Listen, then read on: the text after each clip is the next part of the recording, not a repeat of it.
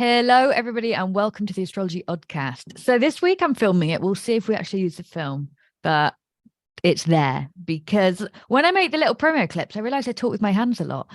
And actually, some people do like to watch. I actually think I like watching a YouTube vid more than I like listening to a podcast. So yeah, jury's out. This is all a work in progress. Thanks everybody for being here.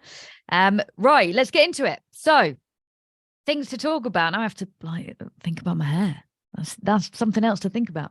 But I want to talk about the eclipse because last week was wild. I think, I don't know if I said it in the pod, like when you're coming up to a new moon or a full moon, you're getting insight, you're getting downloads. And I definitely wrote it in the newsletter that I hadn't got my usual download. It came after.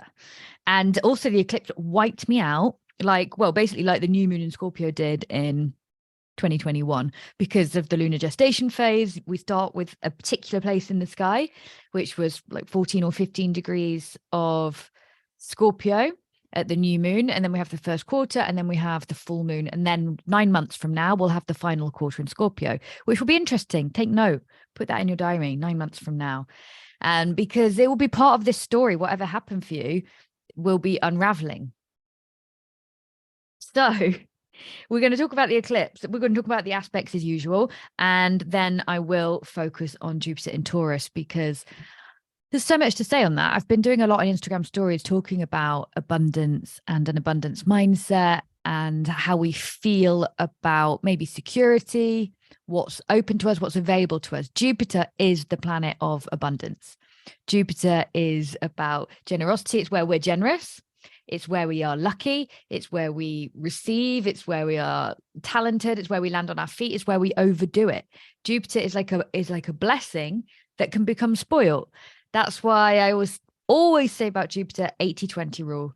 80% brilliant, 20% will just give you too much of a good thing. So it's keeping our eye on that and what is that going to bring into your life. Okay, so this eclipse,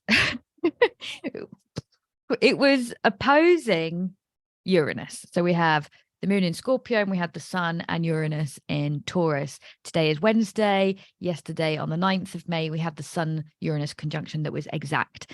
Now, Uranus is about technology. It's about being quick, in, out, sharp, changing direction, rebellious, iconoclastic, doing things your own way.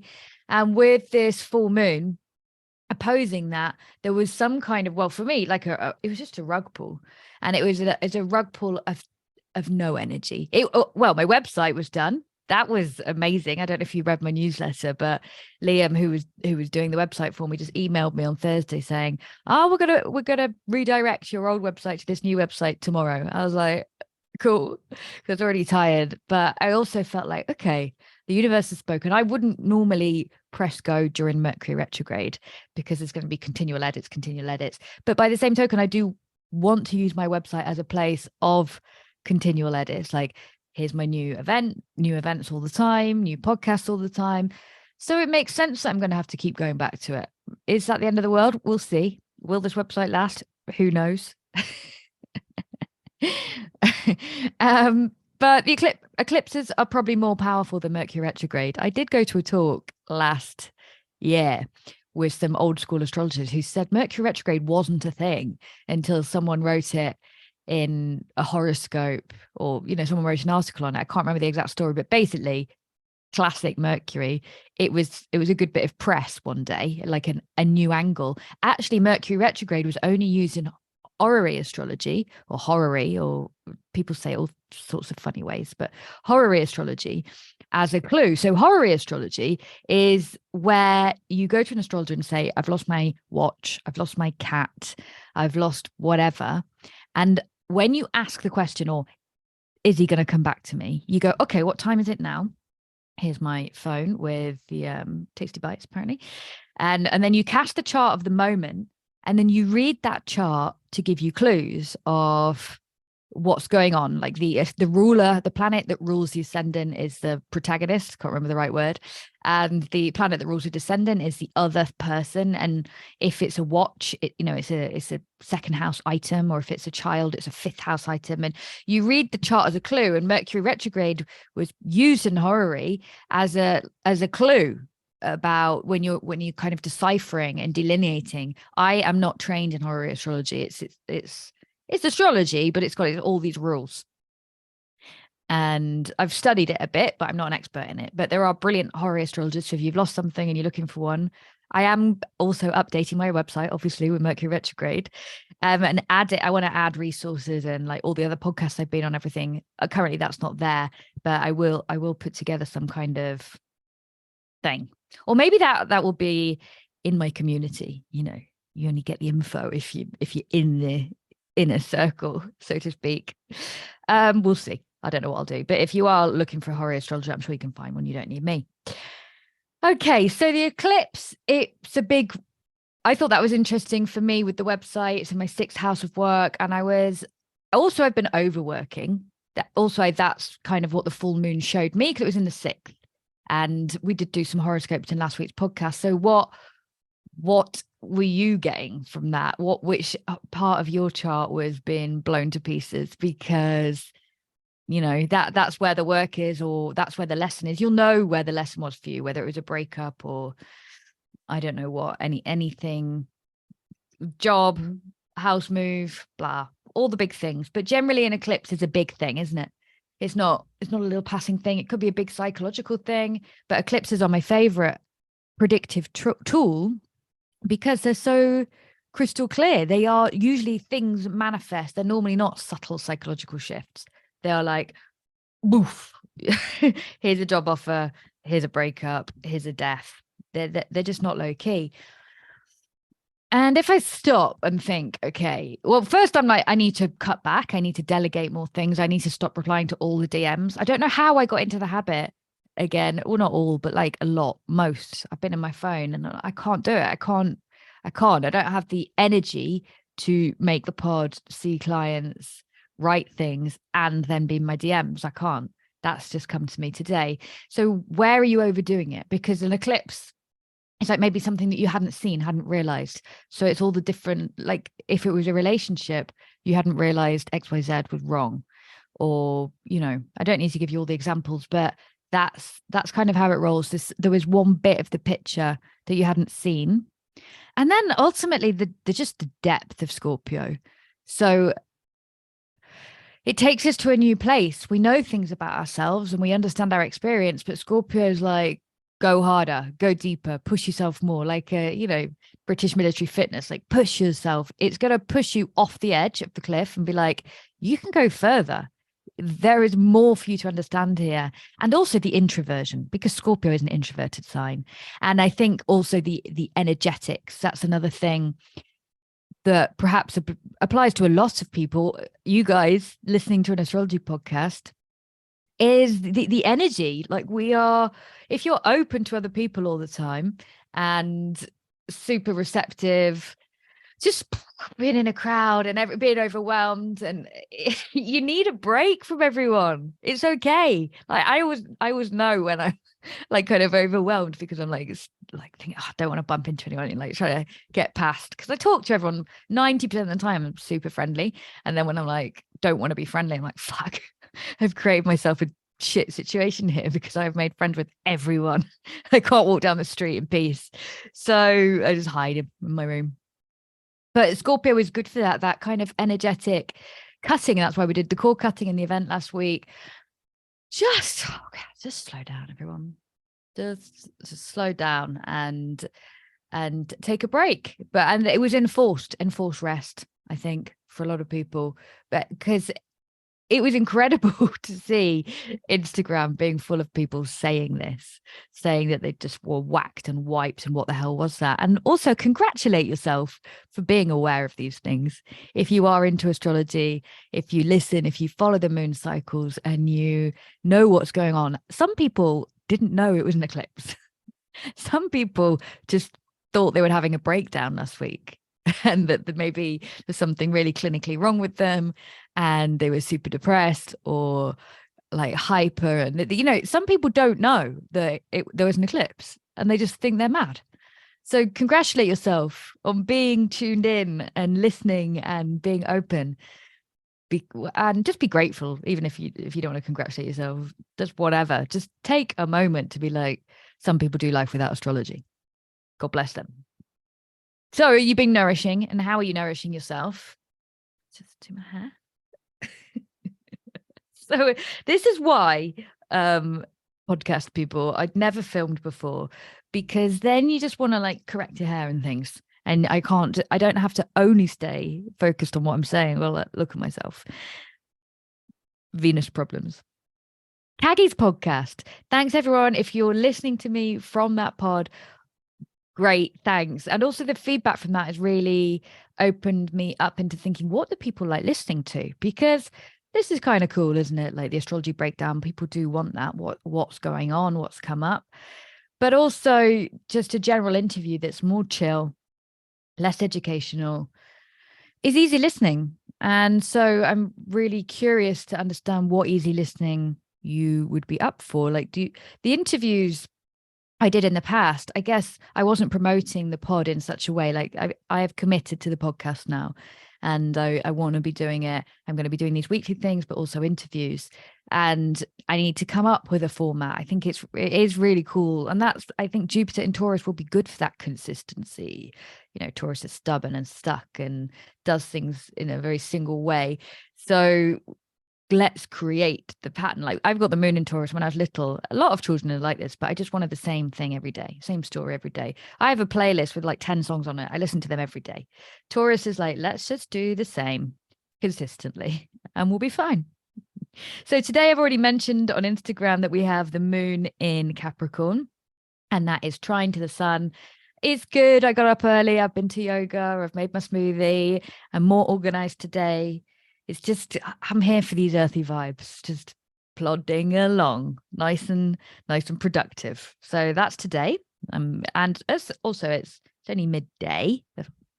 Well, midday's actually quite late. I think I want to be making the pod in the morning, but we'll get there. It takes ages to like think about, because I start thinking about it and then I'm like, okay, what do I want to say? And how do I want to say it? Moon in Aquarius tomorrow. Now, last month I was like, oh, Moon Pluto, interesting for crypto. But that's because Venus was also in an air sign. The moon is an air sign. So we had Moon Venus. And also because Pluto is direct. Now we've got Pluto retrograde.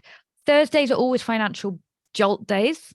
So I would expect some kind of something interesting in the markets tomorrow. Putting that out there just as I did last month. And also, I think these conversations, the finance conversation, the abundance conversation is picking up because Jupiter's moving into Taurus. That's why you're seeing everybody talking about it. Cycles, by the way, is my moon journal, which, am I going to pick that up and make a clatter? Maybe, yeah. So this is my moon journal that I wrote. And I'm going to read to you what I wrote for the first quarter moon in Aquarius, which is the 12th of May. The theme of emotional honesty continues with the moon square to the Sun-Uranus conjunction. The astrological weather suggests cutting off, breaking through, communicating, traveling, upgrading, and setting old patterns free. Emotional freedom looks and feels like love untethered. What do I mean by that? Emotional freedom looks so emotional freedom is just, love without having to be bound and constrained and codependent. Just free love on the free love freeway. We are walking a new path, and your old stories want to be rewritten so that you can experience a new freedom-infused future. That is where we're going. We've got the nodes square to Pluto. We've got Jupiter moving to square Pluto. We are absolutely reinvigorating what everything looks like, what the future looks like.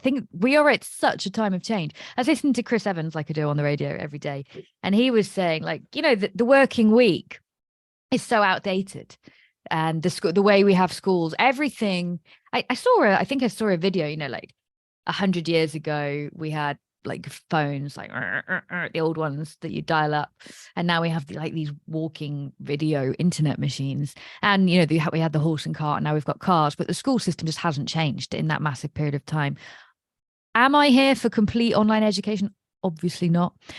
No, but I am here for something perhaps more streamlined, where the outdoor education, there's much more nature time and practicality, like being in nature, and then maybe a little bit online. Yes, if it can be more streamlined.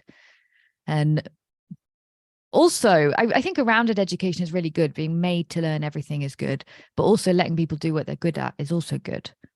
It's really curious.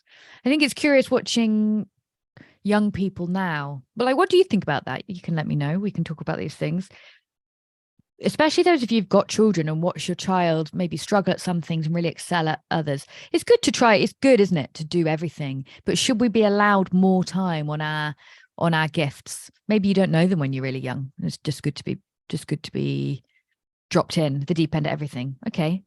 Oh God, I love a tangent, don't I? So Saturday, beautiful. We've got Venus in Cancer, Saturn in Pisces, and they are trine. That's a supportive aspect. So we've got the love and abundance and joy and beauty and gifts of Venus in Cancer, which is all about home and family and togetherness. And we've got Saturn in Pisces, which is sweet, musical, spiritual connection. And we also have the moon in Pisces, and moon Saturn, normally not the one. I don't mind it, because I'm friends with Saturn. So it'd be about getting serious about your spirituality, moon conjunct Saturn. Maybe you're going to do extra meditation. You're going to learn some new things. I'm going to be in your element, hopefully.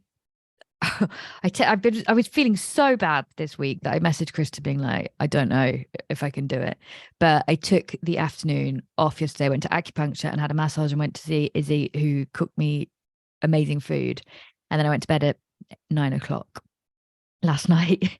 And then I went to yoga this morning and ate a nice fruit smoothie. I've the commitment to health with Saturn in Pisces, the commitment to boundaries, energy cleansing, meditation, and looking after yourself has to be high, because otherwise it's total wipeout. And I think that was also part of the eclipse.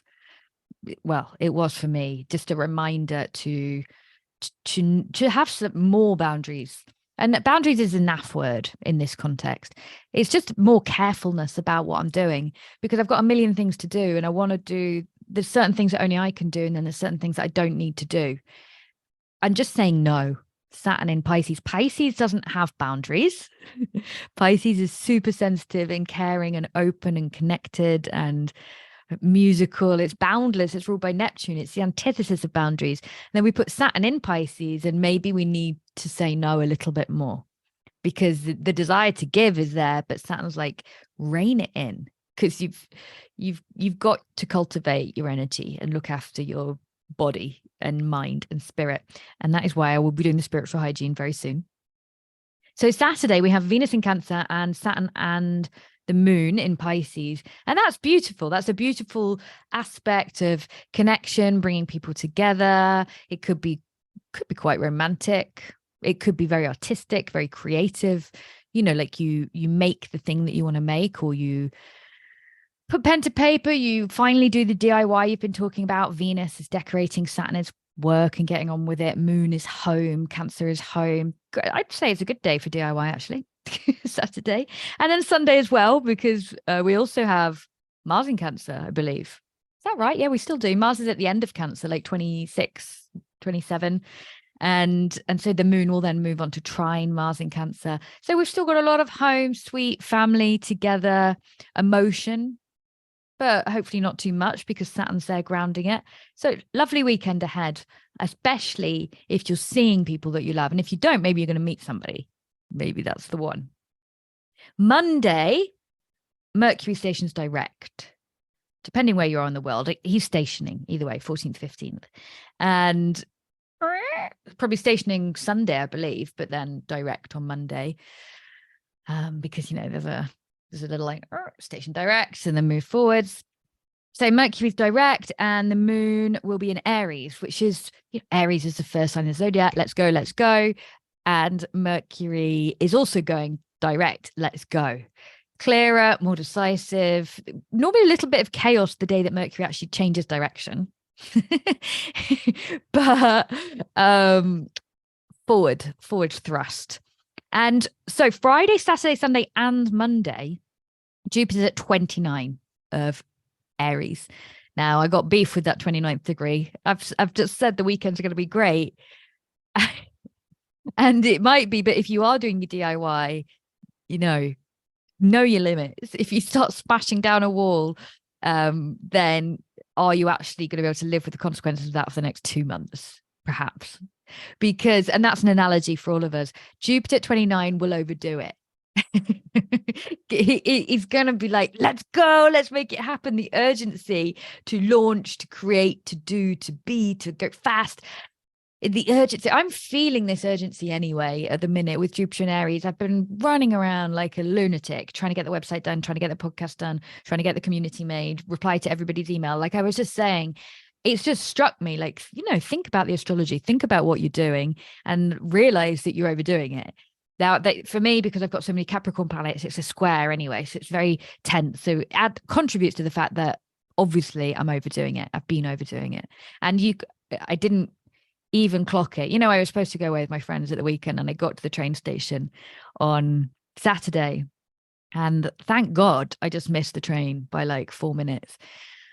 And I sat down, and then I was like, oh, I think I've got an upset stomach.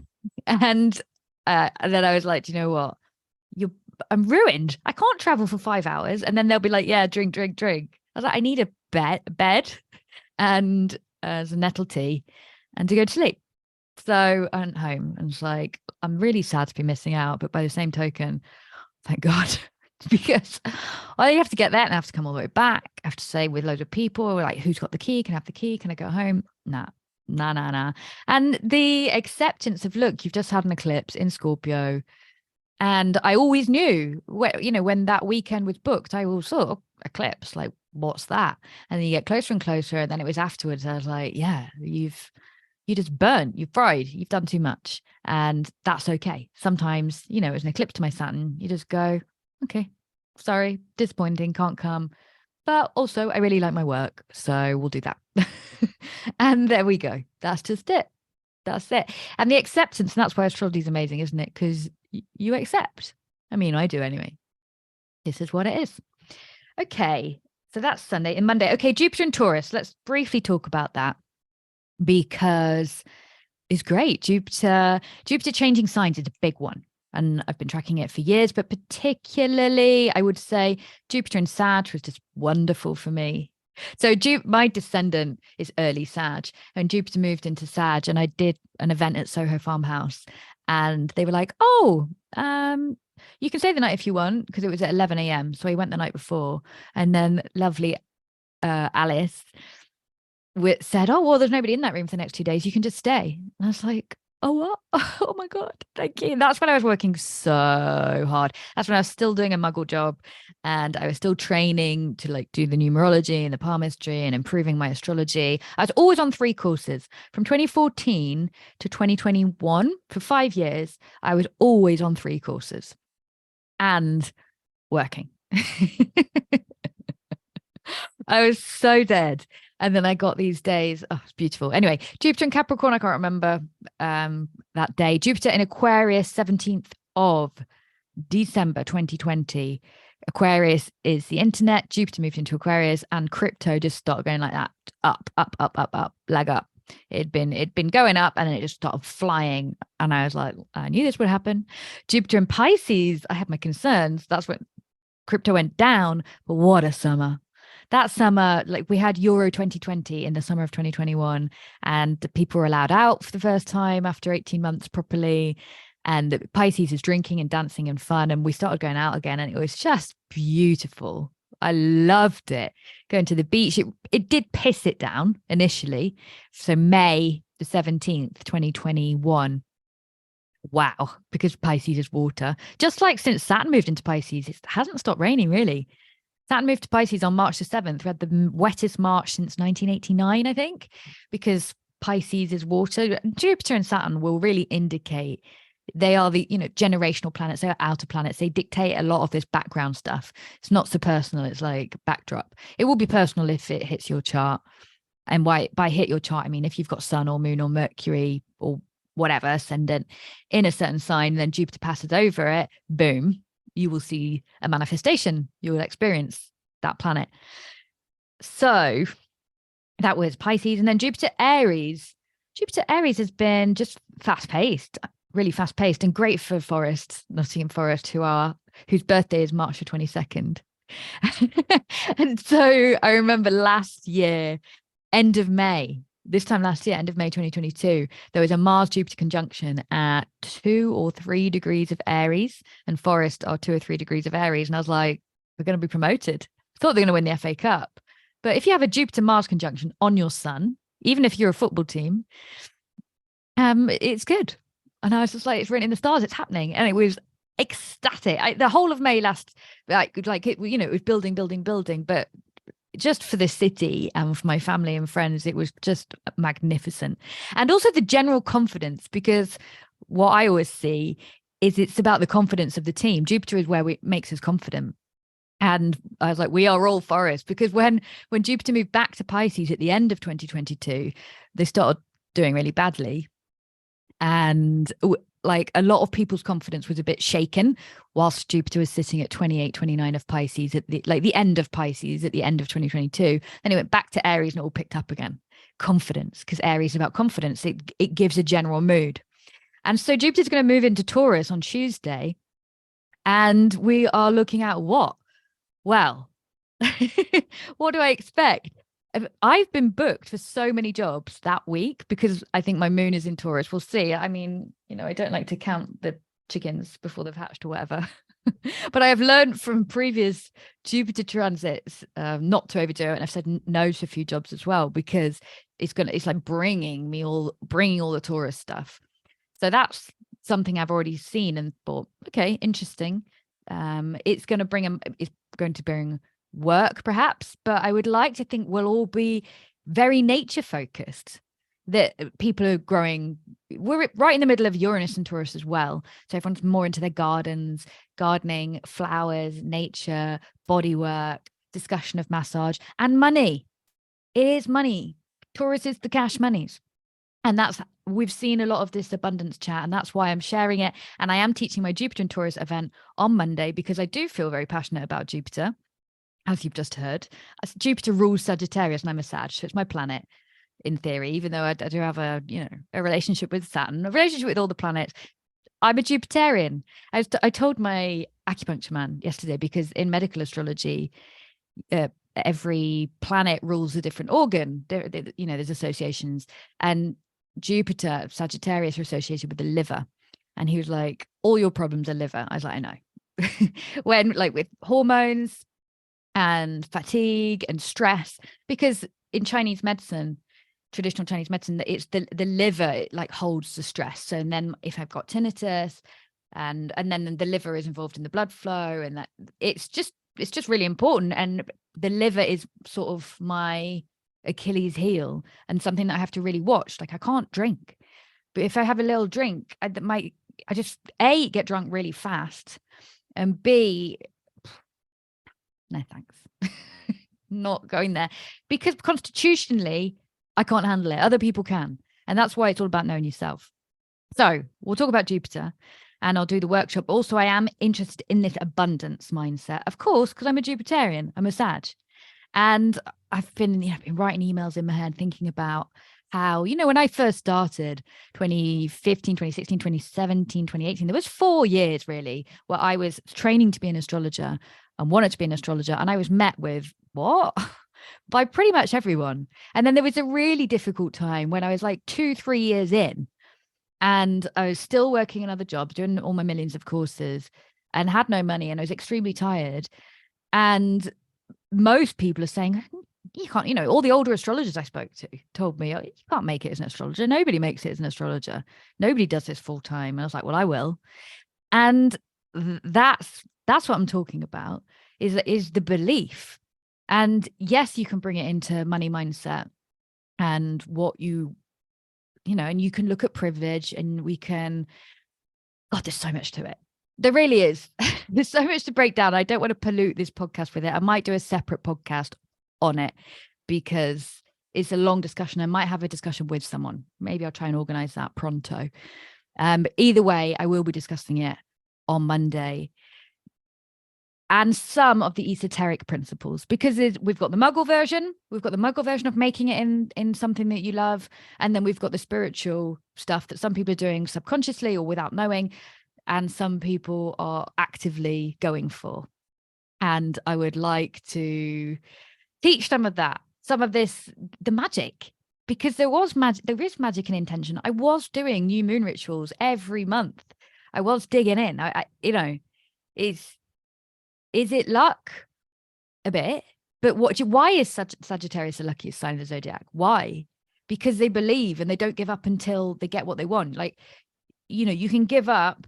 There's loads of stories. You've probably heard them, just before you find the treasure, and then you leave and then someone else gets it straight away. But the Sagittarius as an energy doesn't give up, because that's just not what they are. They want to be right. Stop. And so if Sagittarius has decided something, and other people are like, nah, like, yeah, watch me. And of course it goes wrong. Not everything works. And then there's massive disappointments. There's a depression of a Jupiterian kind. But I'll save that. I don't want to pollute this. That's enough. This is long enough. So yeah, come along. Although I'm teaching it on Tuesday. I'm probably teaching it Tuesday. Yeah, because Jupiter moves to Taurus at 6:20 p.m. BST, British summertime, on Tuesday, the 16th of May. And on Monday, I'm doing the numerology event. And I'm doing that because I spoke about numerology in Kaggy's podcast. And I forgot, but so many people were like, oh, I loved that. Really cool. So the numerology, it's not just your life path number, like what's your life path number, but then what personal year are you in? So you can harmonize with that energy. Because if you're in a personal year 1, you're going to begin. If you're in a personal year 11, you are quite sensitive and you might be crying at things a little bit more than usual. And if you're in a personal month 4 or 5 or 6, and then you can do personal day if you really want to go insane. But I would avoid that because it does send you mad. So, but I'll teach you that. So we're doing that Monday night. I'm live teaching it. I'm live teaching because I prefer attending events that are live taught. They are fun. That being said, it would be great to have everything pre-recorded, and it would be much more Taurian of me to have a life of ease. And, this is pre-recorded. A podcast is pre-recorded entertainment. So maybe I just need to create the content in a way that is still really fun for you to absorb without having to be there live.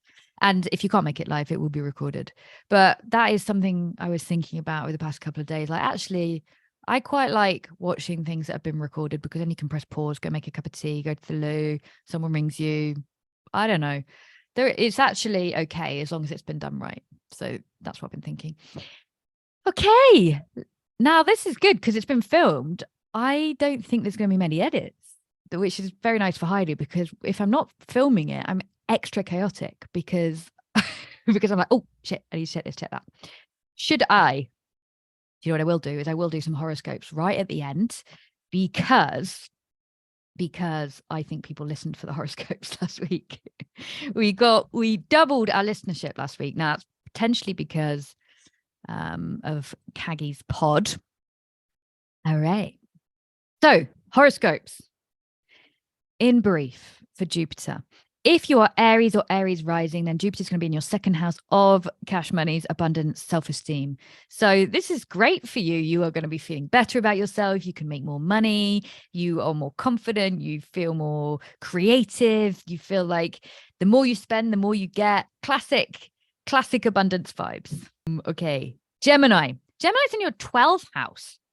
So the area of your subconscious, your dreams, prophetic dreams, man. I've had a dream that Forest are going to beat Arsenal on the 20th of May. If I have that dream again, then, we are game on. But yeah, it's your subconscious. So you could do some really good healing. Jupiter in the 12th, he's got a lot of space to expand. So it's really tapping into your spiritual side and trusting that and going with the flow.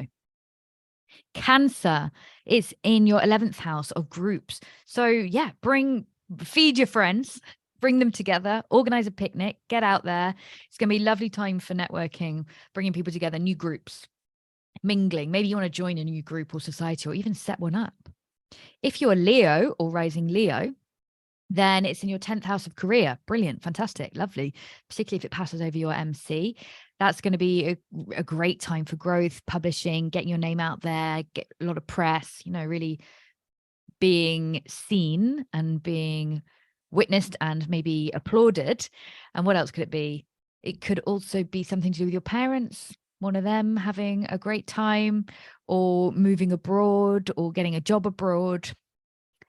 And then we have Virgo, that's in your 9th house. So this is studying. And maybe it's studying something to do with Taurus. Maybe you want to learn about food, health, nutrition, applying obviously the fact that you're a Virgo or a rising Virgo. This is going to be your area of interest. Maybe you want to work in a garden when you go outside. Maybe you want to go and study higher education, and maybe you're going to do that abroad.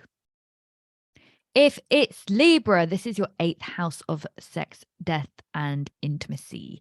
So you will be exploring, well, it can be inheritance. It can be, last week I said about divorce. It could also be divorce. It's 8th house things, sex, death, and other people's money. But this could be your investments. It could be your intimate relationship with yourself, an intimate relationship with another. It could be, what else could it be? Jupiter in Taurus, if you're Libra or rising Libra. Yeah, a nice, actually, an opening so that you have experienced a really intimate relationship, and it's better than anything you've known before. Jupiter in the 7th house is for Scorpio. So if you're a Scorpio or rising Scorpio, it's your relationships. And that can be a coach. It can be a therapist. It can be your partner. It can be getting a new partner. It's very good for that if you're single. And it's also just treating your partner, having more love for your partner, and they have more love for you. This classic two-way process that Jupiter brings. If you're Sag or rising Sag, more work and an expansion of taking your health seriously, eating well because it's Taurus, like getting into the plants and into nature vibes, and your day-to-day routine, expanding what work looks like for you. And also, you could maybe get a new job. You could get more people working for you. You could also focus on doing work that is Jupiterian, doing more teaching, doing more publishing or writing, and more promoting. Capricorn, it's in your 5th of fun and joy. Great. Get out there, play. And this is a very nice time for you, Capricorn or rising Capricorn. Go on holiday, have an affair if you're single, or have a great time with your children. This could be your children doing very well at something. This could be a great time for your children. Something creative. Maybe you want to write a book, put something out there, give birth to something that you are really excited about. Aquarius or rising Aquarius, it's at home. So maybe this is about change of home, changing your home up, moving house, doing the garden, redecorating, opening your house up to friends and family, working from home. It could be an exploration of another home abroad. It could be, what else? You could be teaching from home, lots of things. Home, 4th house. Like, again, this could also be to do with your mother, to do with your parents, to be fair. And then I've gone backward in time. That was bad. And then Pisces, it's in your 3rd house of communications. Do you know what? I feel like whenever I'm talking about Pisces, I'm amazed at how often this 3rd house comes up. And it's about how you express yourself then. Is that dance? Is that painting? Is it music? Is it as a therapist? Is it how you understand things? Because Pisces understands. Pisces knows things.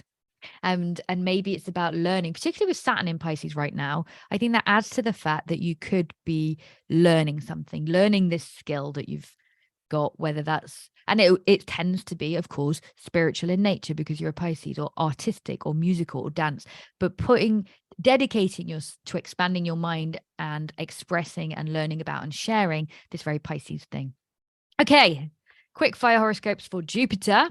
There we go. Thank you so much for listening to the Astrology Oddcast, and do let us know what you think and give it a little review. Please subscribe and do all the things that podcast people ask you to do. I think it really helps with the ratings. Send it to your friends. It's great to see this growing, and we really appreciate you being here and hope to see you soon. And the community is coming back. I just, I was just overdoing it, and I thought, I don't want to launch another thing with Mercury retrograde. I was this close to doing it. It was so close to just going, let's go.